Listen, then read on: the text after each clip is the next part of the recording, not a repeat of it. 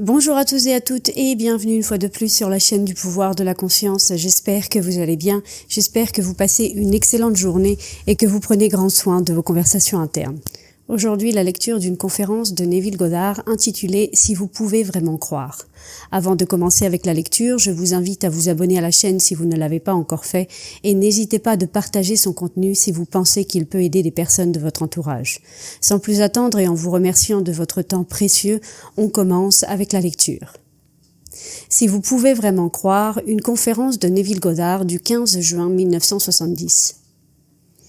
J'espère que vous trouverez le message de ce soir très pratique, car aujourd'hui, tant de gens lisent le journal et croient ce qu'ils entendent et voient à la radio et à la télévision à propos de la dépression, de la récession et de ceci, de cela et autre chose. Maintenant, ce soir, laissez-moi vous dire qui vous êtes.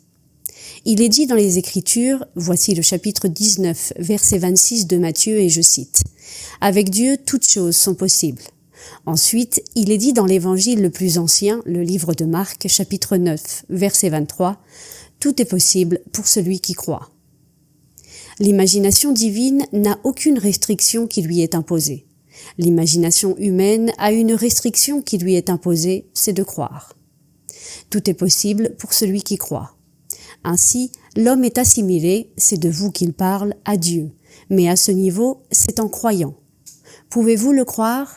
Il n'y a pas d'autre limitation que la capacité de l'homme à croire ce qu'il a imaginé. Tout est possible pour celui qui croit. Par conséquent, la seule restriction imposée à l'homme est son aptitude à croire ce que sa raison et ce que ses sens nient. C'est tout. Aucune autre restriction. Maintenant, passons au psaume 115. Et ici, je pense que tout le monde en a été coupable. Le psalmiste déclare « Notre Dieu est dans les cieux, ses idoles sont fabriquées. » Tout d'abord, notre Dieu est dans les cieux et il fait ce qui lui plaît. Psaume 115, verset 3. Peu importe ce que c'est, il fait ce que lui plaît. Leurs idoles d'argent et d'or sont faites par les mains des hommes. Elles ont une bouche mais ne parlent pas. Elles ont des yeux mais ne voient pas. Elles ont des oreilles mais n'entendent pas. Et elles ont des mains mais ne sentent pas. Et des pieds mais ne marchent pas. Et aucun son ne sort de leur gorge. Ceux qui les fabriquent leur ressemblent, et ceux qui croient en elles leur ressemblent aussi. Psaume 115, versets 4 à 8. En croyant en quoi que ce soit en dehors de vous-même comme étant la cause des phénomènes de la vie, vous croyez en quelque chose fabriqué par les mains de l'homme, peu importe comment vous l'appelez. Maintenant, qui est ce Dieu qui fait ce qui lui plaît et qui est assimilé à l'homme ? Eh bien, essayez de penser à quelque chose qui ne soit pas votre imagination humaine merveilleuse. Notre Dieu est dans les cieux, et il nous dit que le royaume de Dieu est en toi. Dans le chapitre 17 du livre de Luc, et je cite « Dieu est en toi », Luc 17, verset 21. S'il est en moi, qui est-ce qui, en moi, fait tout ce qui lui plaît ? Rien d'autre que mon imagination. Je peux imaginer n'importe quoi dans le monde. Je peux imaginer la chose la plus incroyable, mais en tant qu'homme, une condition m'est imposée. Je dois y croire. Si je peux me persuader, me convaincre de la réalité de ce que j'ai imaginé, il n'y a aucun pouvoir au monde qui puisse empêcher que cela arrive. L'homme crée son monde objectif à partir de l'imagination et de la foi. Ce sont les substances à partir desquelles il projette et objective réellement son monde. Il n'y a rien sauf Dieu. Et Dieu est la merveilleuse imagination humaine de l'homme. L'homme est toute imagination et Dieu est l'homme, et il existe en nous et nous en lui. Le corps éternel de l'homme est l'imagination, et c'est Dieu lui-même. Citation de Blake dans les annotations à Berkeley et de Lacan. Ainsi, l'imagination divine, oui, elle est instantanée, mais lorsqu'elle est d'intensité faible sous forme humaine, alors une condition lui est imposée. Puis-je y croire ? J'en viens donc maintenant au point de la foi. Qu'est-ce que la foi ? La foi est l'appropriation subjective de l'espérance objective. Ainsi, j'ai un espoir. J'aimerais être ceci, cela ou autre chose dans ce monde. Ou bien j'aimerais qu'un ami à moi devienne ceci ou cela. Maintenant, je dois me l'approprier subjectivement. Je plonge dans mon imagination et je conçois simplement une scène qui impliquerait que c'est vrai et je me l'approprie. Comment me l'approprier? Je crée une scène qui impliquerait que c'est vrai, en amenant devant moi la personne ou les amis concernés. Je pourrais imaginer des amis me disant « As-tu entendu la bonne nouvelle ?» et j'agirais comme si je ne l'avais pas entendue. Non, quelle est la bonne nouvelle? As-tu entendu la bonne nouvelle concernant X ou Y? Et il mentionne mon ami, et j'écoute avec enthousiasme ce qu'il me raconte à son sujet. Je suis en train de m'approprier subjectivement mon espérance objective. Tout ce que j'ai à faire ensuite, c'est persister dans cet état. Comme l'a dit Shakespeare dans son Antoine et Cléopâtre, et je cite, « On nous a appris dès l'enfance que ce qu'il est, il fut désiré jusqu'à ce qu'il le devienne. » Il a utilisé le nom « il », mais vous pouvez utiliser celui de n'importe quoi dans ce monde.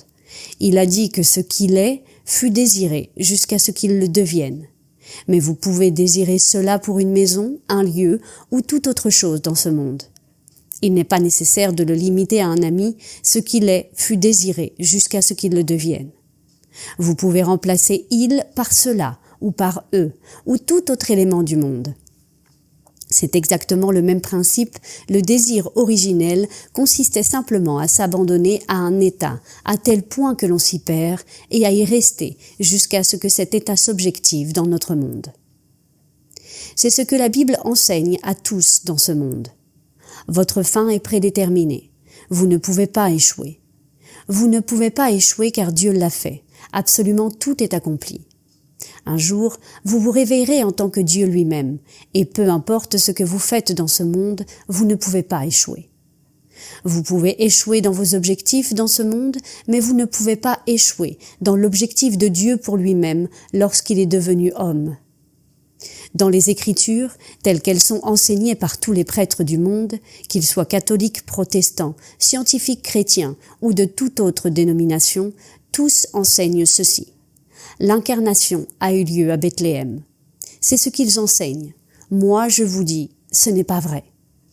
L'incarnation a eu lieu au Calvaire, et ce n'était pas il y a 2000 ans, mais au commencement même des temps. Ce n'était pas à Bethléem, mais au Calvaire que Dieu s'est fait comme nous sommes. Dès le commencement des temps, à Bethléem, nous devenons comme Dieu est. Et là réside toute la différence du monde. Ainsi, le cri sur la croix, « Mon Dieu, pourquoi m'as-tu abandonné ?» Matthieu 27, 46 et Marc 15, 24, c'est cela le calvaire, le cri sur la croix.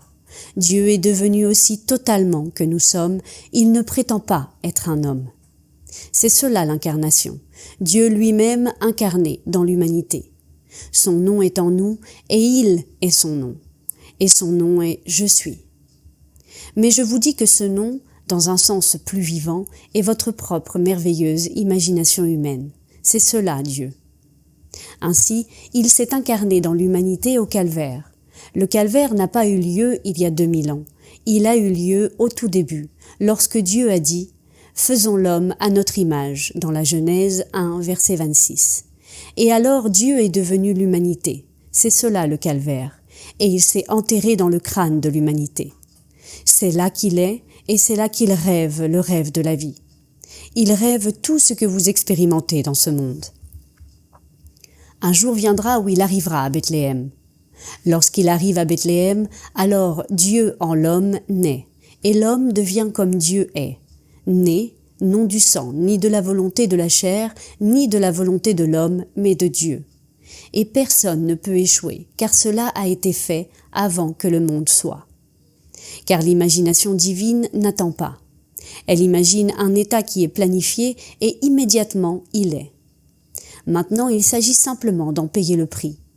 Et Dieu a payé le prix. Il l'a payé en devenant l'humanité, car sa volonté fut « faisons l'homme à notre image ». Ainsi, pendant que nous sommes ici, il nous est dit d'être des imitateurs de Dieu, comme des enfants bien-aimés. Car Dieu est devenu comme je suis, afin que je puisse devenir comme il est.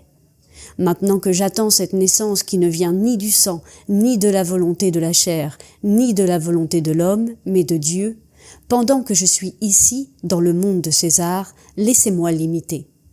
Eh bien, que fait-il? Il est réellement devenu moi et il a oublié qu'il était Dieu afin qu'il puisse crier « Mon Dieu, pourquoi m'as-tu abandonné ?» Ainsi, il ne prétend pas, Il est véritablement devenu l'homme. Je dois être comme Dieu maintenant. Je veux être et je le nomme. Je dois complètement oublier tout ce que ma raison et mes sens dictent, qui me diraient que je suis ceci, cela ou autre chose, et m'y ancrerai, et m'abandonner totalement à ce que je veux être dans le monde de César, au point d'oublier complètement mon passé et de vivre dans cet état. Un homme est au chômage, oubliez cela. Vous dites que vous êtes au chômage, que le marché baisse, qu'il y a une récession et que vous ne pouvez pas trouver de travail. Je vous dis, oubliez cela. Vous direz, quelle preuve as-tu pour étayer cela? J'ai toutes les preuves du monde, car personne dans ce public ce soir n'a souffert une pauvreté plus grande que celle de l'orateur. Personne n'a commencé avec plus de désavantages que moi.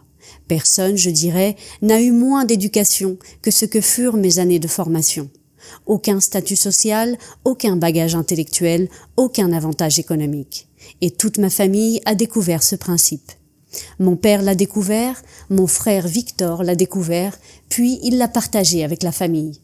Et aujourd'hui encore, là-bas, sur cette petite île, ils traversent tous les troubles que nous traversons ici.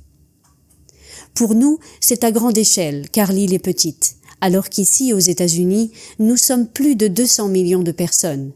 Ici, nous amplifions les choses très rapidement. Nous créons une crise après l'autre. Pourquoi, je ne sais pas, mais nous le faisons, pour vendre des journaux et toutes sortes de choses. Mais lorsque vous êtes sur une petite île et que les gens brûlent des bâtiments, détruisent des propriétés et incendient la canne à sucre, ce qui anéantit la récolte annuelle, et pourtant, malgré tout cela, quelqu'un maintient une vision qui ne faillit jamais, et elle rapporte de plus en plus et toujours davantage de dividendes. Je parle par expérience, car je suis l'un des bénéficiaires de ces dividendes. Il ne se soucie pas de ce qu'ils font, il reste fidèle à sa vision. Sa vision était « je vais être le plus grand ». Et quand je dis « je », il voulait dire que la famille le serait. Mais il était le porte-parole de la famille.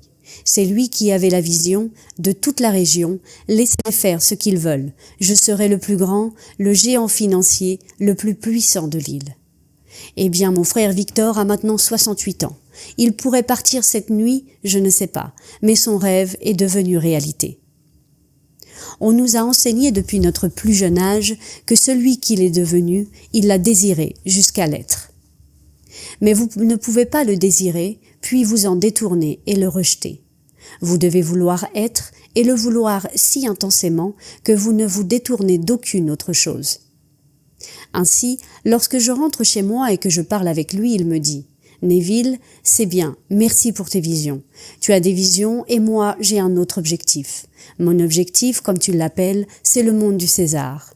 Je veux le monde du César. Et ainsi, quand je quitterai ce monde, je serai prêt à laisser quiconque qui est aux commandes me confier une autre tâche, pour la poursuivre et la mener à bien. Mais tant que je suis ici, je vais faire ce que tu appelles les choses du César. Toi, tu fais ce que tu appelles les œuvres de Dieu.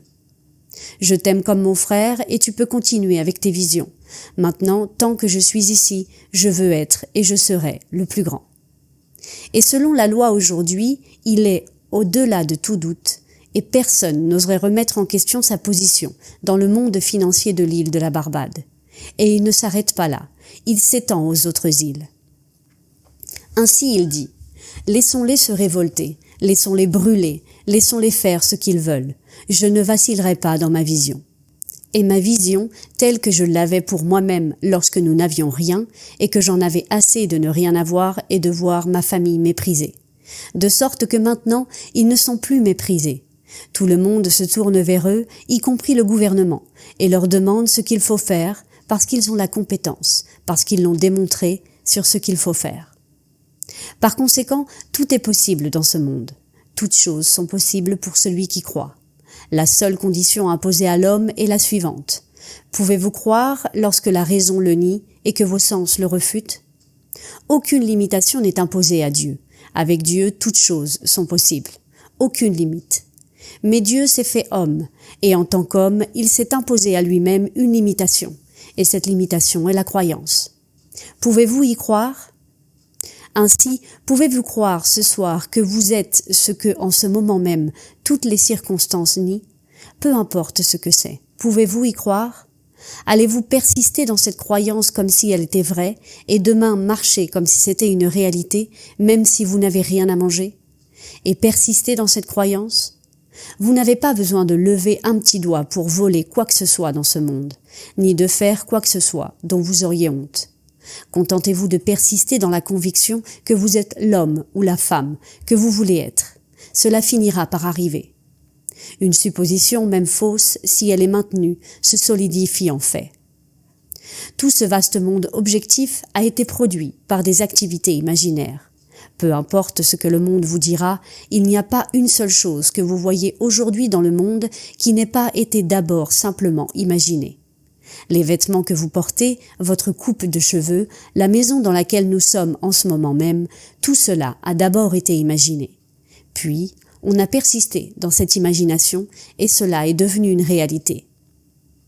Mais alors vous direz, mais après tout, ce sont des gens qui l'ont fait. Je ne le nie pas. Vous n'avez pas besoin de le construire vous-même. Vous gardez la vision. Et ceux qui la construiront, mais c'est vous qui en serez le propriétaire. Vous leur paierez le prix, payez-les intégralement. Eux aussi peuvent transcender leurs conditions actuelles s'ils veulent devenir plus qu'ils ne sont. Mais ils doivent d'abord vouloir l'être. Et lorsqu'ils voudront l'être et le désireront, ils reviendront à cet état premier. On nous a enseigné depuis l'état premier que ce qu'il est, il l'a désiré jusqu'à ce qu'il le soit.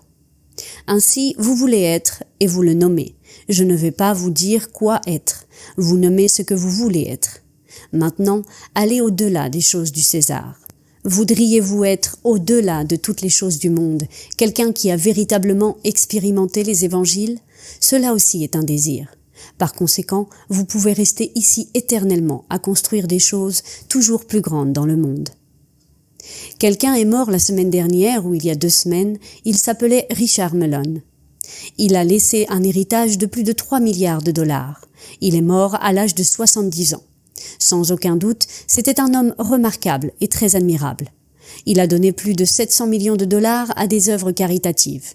Il a fondé ce merveilleux musée d'art à Washington et l'a doté des moyens de fonctionner indéfiniment. Il a donc donné et il a beaucoup donné. Mais il a laissé un héritage de plus de 3 milliards de dollars à l'âge de 70 ans. L'homme l'a fait, l'homme peut le faire. Mais je souhaite que vous vouliez expérimenter les évangiles, expérimenter l'histoire de Jésus-Christ, car chacun est destiné à l'expérimenter. Mais il faut avoir une telle fin de cette expérience que rien ne puisse vous détourner de cela. Lorsque mon frère, qui a fait cette fortune, et j'en parle parce que je fais partie de la famille, a voulu que je rentre chez moi et m'a écrit la lettre la plus tentante pour en finir et rentrer vivre dans le confort, avec une maison élégante et une domesticité complète, je lui ai répondu « Vic, tu ne comprends pas. Je n'ai aucun désir d'avoir une maison, des domestiques et toutes ces choses. Non. Je veux le faire ici jusqu'à ma mort. Si je meurs ce soir sur l'estrade, cela me convient parfaitement. Mais je dois raconter ce qui m'est arrivé, parce que je ne peux concevoir rien de plus exaltant que ce qui m'est arrivé. Car le monde lit l'histoire de Jésus-Christ et il pense à un être qui a vécu il y a 2000 ans. Et la vérité est que cette histoire doit se dérouler individuellement en chaque homme. Bien, cela s'est entièrement développé à 100% en moi. Que diable veux-je faire d'une maison et d'un ensemble complet de domestiques végétés pendant les années restantes de ma vie? Je préfère ce soir, alors que je suis ici devant vous, mourir et demander qu'il recueille mon corps et procède à sa crémation. Ne le placez pas dans une petite crypte pour en faire une petite icône stupide. Incinérez-le et prenez les cendres, dispersez-les partout, afin que personne ne puisse en retrouver la moindre trace, car il n'y demeure plus rien, parce que je ne parle pas de ce vêtement extérieur, cette chose appelée Neville. Je parle d'un principe éternel qui s'est incrusté lui-même dans l'humanité et qui se révélera de la mort que l'on appelle homme. Et lorsqu'il s'élève hors de l'homme, il est Dieu, celui qui, au commencement, a dit « Faisons l'homme à notre image ». Et pour ce faire, il devait totalement oublier qu'il était Dieu, assumer les limitations de l'homme, devenir homme, souffrir avec l'homme et traverser toutes les expériences humaines afin de se réveiller en tant qu'être qu'il était auparavant, mais encore plus grand pour avoir vécu l'expérience d'être homme. Il s'étend au-delà de ce qu'il était en sagesse, en luminosité, en translucidité, car il a pris sur lui les limites de la contraction qu'est l'homme. Tel est le but de tout. Alors ce soir, vous êtes sans emploi ou menacé, et je peux vous dire, ne désespérez pas. Si vous ne trouvez pas de travail, ne désespérez pas. Si vous voulez être marié et heureux, mais qu'il semble n'y avoir personne pour vous dans ce monde, que vous soyez homme ou femme, je peux vous dire que tout le monde cherche son compagnon ou sa compagne dans ce monde. Supposez que vous l'avez trouvé. Endormez-vous comme si c'était vrai. Dans votre imagination, partagez cette nouvelle avec vos amis qui se réjouissent avec vous parce que c'est réel. Et d'une manière que personne ne connaît. De façon inattendue, il ou elle entrera dans votre vie, et ce sera parfait. Je vous parle d'après ma propre expérience personnelle. C'est pourquoi je peux me tenir devant vous et dire ce que je dis. Personne d'autre que l'orateur n'était impliqué lorsque j'ai trouvé quelqu'un et j'ai dit « je dois l'avoir ». Mais il n'y avait personne d'autre impliqué. Je m'endormais simplement comme si c'était vrai. Et je ne peux pas vous raconter en détail ce qui s'est passé. Les événements les plus mystérieux se sont produits pour le rendre possible dans mon monde. C'est presque embarrassant d'en parler ici. J'en ai déjà parlé auparavant et ceux qui étaient présents m'ont impitoyablement critiqué pour avoir raconté l'histoire. Mais je ne l'ai pas raconté pour me vanter. Je l'ai raconté pour expliquer comment fonctionne la loi. Ça marche. Vous n'avez pas besoin d'élaborer les moyens d'arriver à la fin. Ayant assumé la fin créera les moyens. Une chaîne d'événements à travers laquelle vous vous déplacerez. Vous traverserez un pont d'incidents qui vous mènera de l'état assumé à son accomplissement, car vous allez à la fin, en résidant dans la fin. Alors quelque chose d'étrange se produit dans le monde, ce pont apparaît. Vous traversez le pont d'incidents qui vous mène à la fin, à votre désir accompli. Récemment ici, et quand je dis récemment, c'était en 1949, un de nos grands scientifiques a découvert un certain principe de la physique, et voici ces mots, pas les miens. Mais bien avant qu'il ne le découvre et ne l'exprime de cette manière étrange, je l'avais déjà dit, au grand désarroi de ceux qui écoutaient ce que je disais. Ils ont dit en parlant de moi, cet homme est fou. J'ai dit, je peux voyager dans le temps vers un état qui n'a pas encore été réalisé, et je peux vivre dans cet état comme s'il était réel. Puis je peux revenir à cet état que j'avais momentanément exclu. Et ensuite, d'une manière que je ne connais pas, je progresserai à travers une série d'événements qui mèneront à la réalisation de cet état. Et un homme de Milwaukee, il était le chef du département de chimie d'une très très grande organisation, Alice Chalmers. Il était leur grand physicien, à qui l'on envoyait toutes sortes d'échantillons d'eau du monde entier pour analyse, afin d'expliquer pourquoi d'immenses turbines se remplissaient de sédiments. Ainsi, il analysait l'eau et renvoyait ensuite les résultats de ces analyses, car l'eau capte toujours de petits sédiments du sol qu'elle traverse. Et de cette manière, si elle transporte certaines substances, elles finissent par se solidifier à l'intérieur des turbines. Il essayait donc d'expliquer pourquoi. De sorte que lorsque je lui ai dit ce que je viens de vous dire, il a répondu « Ce n'est pas possible. Nous avons une loi en science que nous appelons l'entropie. L'entropie signifie « on ne peut pas changer le passé. Le passé est inaltérable. L'homme avance dans le temps avec un passé inchangeable. » Je lui ai dit « Vous pouvez changer le passé. L'homme peut revoir le passé et le modifier comme si cela n'était jamais arrivé. Le jour viendra où tout le monde changera tout le passé simplement en le révisant. » Il m'a répondu « Ce n'est pas possible. Je suis scientifique, je suis le meilleur dans ma profession. » Eh bien, il était suffisamment important pour m'envoyer une copie de ce qui a été publié dans le Bulletin des sciences environ 2 mois après mon départ de Milwaukee. Et voici ce que les scientifiques ont écrit. Il venait tout juste de recevoir le prix Nobel pour ce qu'il avait écrit en 1949. Son nom est Dr Richard Feynman, aujourd'hui professeur de physique à Caltech. Et dans cette revue, quelques mois après que j'ai raconté l'histoire de Milwaukee, il écrit au sujet d'une petite particule, une particule atomique connue sous le nom de positron. Il a dit « Le positron commence à un endroit où il n'était pas et se déplace vers un endroit où il était un instant auparavant. En y arrivant, il rebondit avec une telle force que son sens du temps s'inverse et il retourne ensuite là où il n'était pas. » Aujourd'hui, c'est le professeur Feynman de Caltech. J'ai dit que j'avance dans le temps vers un endroit où je ne suis pas encore allé physiquement, et je me plonge simplement dans la sensation du désir accompli. Je ne l'ai pas encore réalisé physiquement, mais j'avance dans l'œil de mon esprit, dans mon imagination, vers cet état, et je parle avec mes amis depuis le désir accompli comme si c'était vrai. Puis j'ouvre les yeux et je suis surpris de constater que je suis toujours assis sur la chaise où j'étais un instant auparavant. Et ce que je viens de faire est nié par mes sens. Mais aussi étrange que cela puisse paraître, à cause de cela, le monde entier se réorganise et forme un pont d'incidents, à travers lequel je vais me mouvoir vers la réalisation de cet état dans lequel j'étais précédemment, dans mon imagination. Ainsi il a dit, « Il commence à un endroit où il n'était pas, et se déplace vers un endroit où il était un instant auparavant. En y arrivant, il rebondit si fort que son sens du temps s'inverse, et il retourne ensuite là où il n'était pas. » Eh bien, je savais cela mystiquement.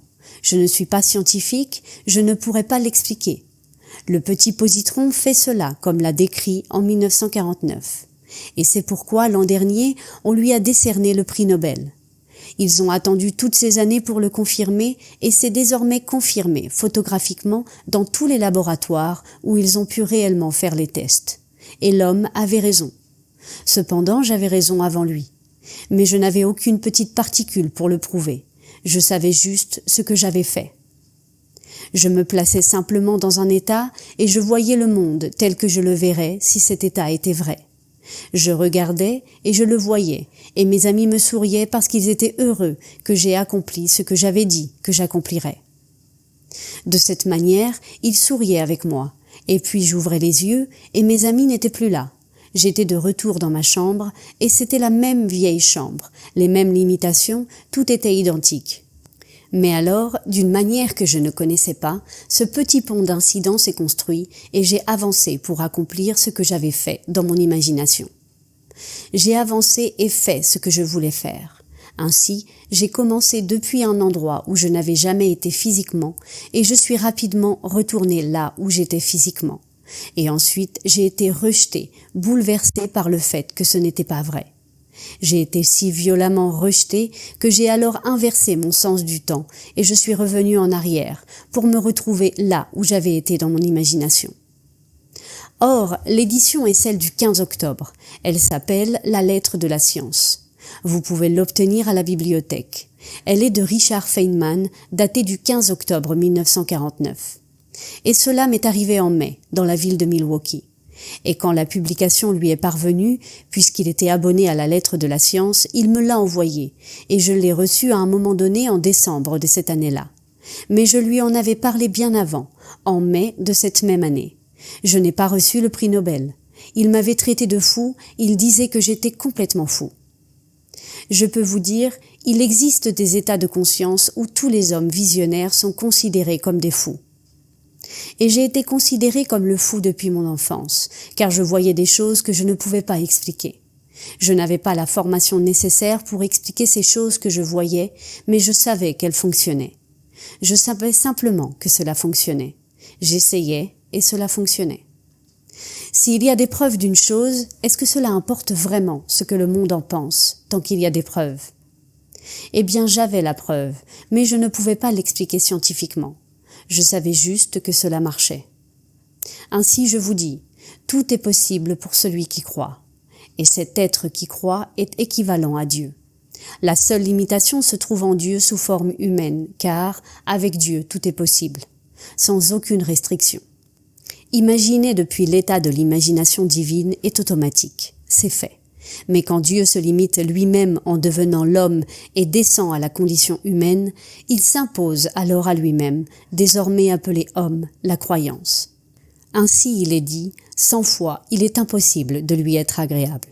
Et celui qui veut s'approcher de Dieu doit d'abord croire que Dieu existe et qu'il récompense ceux qui le cherchent. Lisez-le dans Hébreux, chapitre 11, verset 6. Il récompense toute personne qui croit d'abord qu'il existe. D'abord, vous devez croire qu'il existe. Eh bien, je vais vous montrer qui il est. Il est votre propre merveilleuse imagination humaine. Je ne peux pas observer l'imagination de la même manière que j'observe les objets dans l'espace. Je suis la réalité appelée imagination. Comment pourrais-je l'observer? Je ne peux qu'observer mes créations. Je ne peux pas observer mon moi, le Créateur. J'ai produit une chose qui me révèle qui je suis, et cette chose, c'est le Fils. Il est le seul être au monde qui peut véritablement me conduire à mon propre être et me montrer qui je suis. Je suis Dieu le Père. Je produis toutes ces choses dans le monde, et pourtant, je ne peux pas me trouver moi-même. Je ne peux pas m'observer, l'imagination, car je suis la réalité appelée imagination, même si je produis toutes ces choses dans le monde. Comme des visions soudaines, elles jaillissent de moi en abondance. Je ne reconnais pas toujours la moisson, mais je ne peux nier que j'ai dû semer pour récolter. J'ai planté tout ce qui est dans mon monde, tout revient vers moi pour être récolté.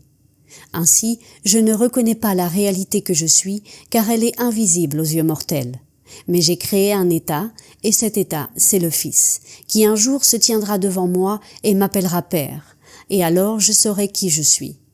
Et il est mon Fils, et il m'appelle Dieu, et seulement Dieu Père, et son nom est David. Lorsque David se tient devant vous et vous appelle Père, alors, et seulement alors, vous savez qui vous êtes. C'est ainsi que vous êtes devenu totalement l'humanité, afin que l'humanité puisse devenir vous. En vous et devant l'humanité, vous étiez Dieu. Vous me suivez? Maintenant, une dame m'a écrit la semaine dernière. Dans sa lettre, elle disait avoir eu 2 rêves, séparés de 2 jours. Dans un premier, elle était dans un immense auditorium rempli de monde. Et elle savait instantanément, comme si un film défilait devant elle, ce que chacun devait expérimenter. Elle savait aussi qu'elle avait déjà vécu tout ce que chacun d'eux vivrait, et qu'elle n'aurait donc plus à le vivre. 2 jours plus tard, elle s'est retrouvée au sein de cette immense foule, des milliers et des milliers de personnes, et il y avait des milliers et des milliers de colombes blanches. Et elle savait sans aucun doute que ces colombes blanches allaient tuer chacune de ces personnes. Et elle savait aussi qu'elle-même avait vécu cette expérience, qu'elle avait été tuée et qu'elle ne serait plus jamais tuée. Écoutez maintenant ces paroles du chapitre 32 du Deutéronome. « Moi, moi seul, je suis lui, et il n'y a point d'autre Dieu que moi. C'est moi qui fais mourir et moi qui fais vivre, moi qui blesse et moi qui guéris, et nul ne peut se délivrer de ma main. » Deutéronome 32, verset 39. Oui, elle a vécu les Écritures d'une manière glorieuse. Vous dites que quelqu'un a été assassiné? Vous avez été assassiné. Quelqu'un a été blessé? Vous avez été blessé. Tout ce que vous lisez dans ce livre glorieux, et c'est le livre le plus horrible du monde si vous le prenez comme le monde le voit normalement, parle de génocide. C'est là, dans l'Ancien Testament. Vous l'avez vécu. Et maintenant vous êtes dans le Nouveau. Et maintenant vous pouvez retrouver cette mémoire. Et elle a retrouvé la mémoire. Elle a vécu cette mort, elle a vécu l'horreur du passé. Elle ne l'expérimentera plus jamais. Elle est au seuil de l'éveil du Dieu en elle, le même Dieu. Il n'y a pas 2 dieux, il n'y a qu'un seul Dieu. Écoute, ô Israël, le Seigneur notre Dieu, le Seigneur est un. Un seul corps, un seul esprit, un seul Seigneur, un seul Dieu et Père de tous. Ainsi, tous sont ramenés au corps unique, car un seul corps est tombé. Et ce corps unique, en tombant, s'est fragmenté en d'innombrables parties, ce que nous appelons des personnes. Et ce corps unique a commencé à s'élever, car quelqu'un s'est élevé, le premier, et est devenu le centre de cet aimant qui attire en retour. Et un par un, tous sont rappelés vers le corps unique, l'esprit unique, le Seigneur unique, le Dieu unique et Père de tous. Cependant, nous sommes tous individualisés. Et je peux vous dire que bien que vous soyez ce corps unique, cet esprit unique, ce Seigneur unique et ce Dieu et Père de tous et toutes, vous ne perdrez pas votre identité. Vous et moi nous réjouirons à la fin comme les frères qui sont tombés du corps unique, améliorés grâce à l'expérience de ce monde de mort. Eh bien ce soir, faites-en une nuit pratique. J'ai ressenti l'impulsion de le faire, car ces 2 dernières semaines, j'ai reçu beaucoup d'appels, des appels de New York et des appels d'ici et de là. Que dois-je faire?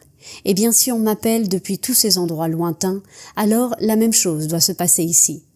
Ne désespérez pas, n'acceptez pas ce que vous lisez dans les journaux, sur la récession qui vous empêche de trouver un emploi ou sur la réduction de votre salaire. N'acceptez pas cela. Ayez un rêve, entrez dans ce rêve et gardez ces mots de Shakespeare en tête. Nous avons appris, dès notre premier état, que ce que nous sommes, nous l'avons d'abord désiré. Vous les trouverez dans le premier acte, 4e scène de Antoine et Cléopâtre. Vous direz peut-être, après tout, Shakespeare a écrit cela. Shakespeare avait la vision.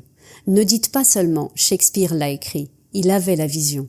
Ce sont les paroles de César qui a atteint les sommets. Alors ce soir, sachez clairement ce que vous voulez. Ne le modifiez pas, sachez simplement ce que vous voulez. Assumez que vous l'avez, voyez dans l'œil de votre esprit ce que vous verriez si c'était vrai. Vivez dans cet état comme si c'était la vérité, puis poursuivez votre chemin. Dormez ce soir comme si c'était vrai. Réveillez-vous demain, et si les circonstances extérieures le nient, retournez à votre hypothèse et continuez dans cette hypothèse. Ne déviez ni à gauche ni à droite. Gardez ces mots, gardez-les et vivez simplement selon, et vous ne pourrez pas échouer. Maintenant, entrons dans le silence.